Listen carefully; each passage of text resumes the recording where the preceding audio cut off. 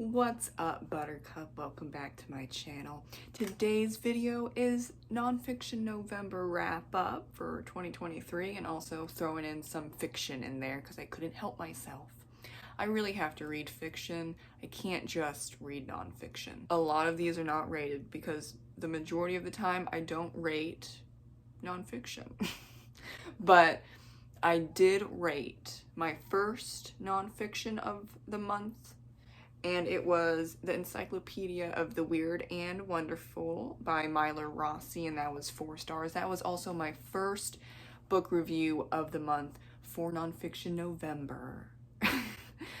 And I think I rated that one compared to all the other not rated nonfiction is because he's a well-known anthropologist, environmental scientist on YouTube, and I found him out a year ago through YouTube. He's also on TikTok and Instagram. I'm not on those, so I don't really care, but I know him from YouTube and I've watched him for a year straight, so I think I have like that more of a vibe of I know him a little better, also because in this encyclopedia, which I get into with my video review, I'll link it down below, is that he also included short stories in the encyclopedia, so it felt fictional, and in fact it was in some instances, but for the majority of the time it was an encyclopedia of weird and wonderful things. So it's just an interesting book. That's why I rated it. The second book that I read in November is The Hidden World of the Fox by Adele Brand, and that's not rated. It was mainly focused about foxes in the UK. I love foxes, but I wanted a little bit more worldwide, but it was still enjoyable. Number 3, the first fiction book I listened to, because I tried to read it on my screen as a PDF and that shit was not going to happen. Very dense, is The Color of Outer Space by H.P. Lovecraft. I gave that 4 stars. I don't think I can read H.P. Lovecraft. I have to listen. That was a lot. So 1 star was taken off because that is extremely dense and I couldn't read it on a screen, and I don't think I could read it on a page, so I had to listen to it. And it was almost 2 hours long. Wow. Very interesting. I'm not scared with cosmic horror. It's not even creepy to me, but it was enjoyable enough. And shout out to Rod Gilly for suggesting the short story. Appreciate you. Number 4, also a book I listened to. Actually, it's a short story. The Pale Man by Julius Long. 3 stars. I thought it was good, but I could already tell where it was going at maybe 5 minutes in, and the read was only 15 minutes. So that's why it's 3 stars. Number 5, The Lord of the Rings and Philosophy by various artists and writers, and that is not rated. I don't rate Tolkien's works, so I'm not going to read philosophy professors writing about the Lord of the Rings either. Is that making sense? Hopefully. If not, well, I don't know what to tell you. Tolkien is just very dense. It's densely whimsical, and I like simply whimsical. I'm trying to get that to be a thing. I don't know if it's going to be a thing. It's fine, but I'm not a dense writer person. Dense reader person. Yeah, I just don't really like dense purple prose, flowery language writing. I like to the point writing, and some people will say that's simple. Okay, whatever. I just like to the point simple writing. So, and I understand that Tolkien created fantasy, and that's why I respect all of that, and I appreciate the philosophy takes on the Lord of the Rings trilogy. It was really interesting, and I'm glad that I bought it and I look forward to other and philosophy books because there are various ones, and I think the next one I'm gonna buy is Buffy and philosophy. Moving on to number 6, Just to See Hell by Chandler Morrison. That's 4 stars. And I read that with Patrick and Brian for our Messed Up Book Club. I forget what the actual title of that is, that book club. We just find messed up books and we read them. So maybe it is the Messed Up Book Club. It's just the 3 of us. Sometimes other people join, but to the fallen that have tried to join us and they did not make it, I see you.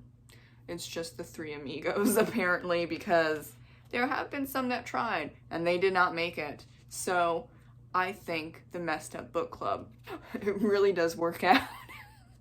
It's just the 3 of us at this point. And this is the second to last Chandler book that we have read through. We have Until the Sun by him for December, and then we're all caught up, and then we're just gonna wait until he publishes new books in 2024 onwards. Very exciting. And yes, he definitely, for sure, all of his books fall under messed up, so I think it's on point, right? Number 7 is Fox World by Jack Russell, and that's not rated. It's about foxes and this older man that kind of befriends a fox family. He doesn't pet them, they don't live in his house or anything like that, but it was very touching and it was very personal, and so I didn't want to rate it. I enjoyed it, but I did not want to rate it because he talks about a lot of medical problems and also having to help this fox. He names this particular fox Old Fox with mange, and for a while you don't know if this fox is going to make it. And I'm like, oh my god. I was reading through it. I was like, yes, oh my god, don't die. No one die, please. Don't die, writer. Don't die, fox. They're so cute together. Like, there's a section where he lives. It's a few miles of I guess you would say park, but it's kind of wild. But this happens a lot in the DMV area, which is DC, Maryland, Virginia. There's a lot of buildup, but then they'll build around forests or parks, and so then the animals are kind of stuck there. So this is kind of like that situation. And he, years and years ago, fed this fox when it was a pup because the mom died. And so they have had a long-lasting bond, but no touchy, no like I'm trying to domesticate you. So in this park he'll walk a few miles for exercise because he needs it. And so then the fox will walk with him. And I'm like, I want that. I will love you from afar.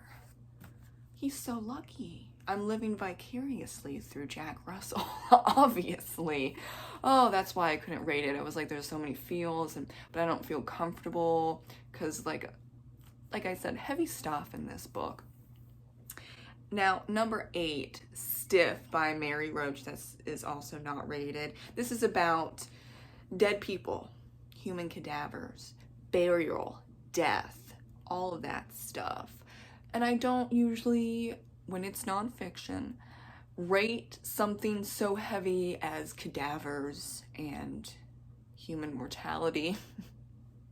I already have enough existential crises about death and the lack of control we have as human beings of death and just all that stuff. So I'm just gonna be like, not rated, but I read it and I enjoyed it kind of for the most part, as much as one can.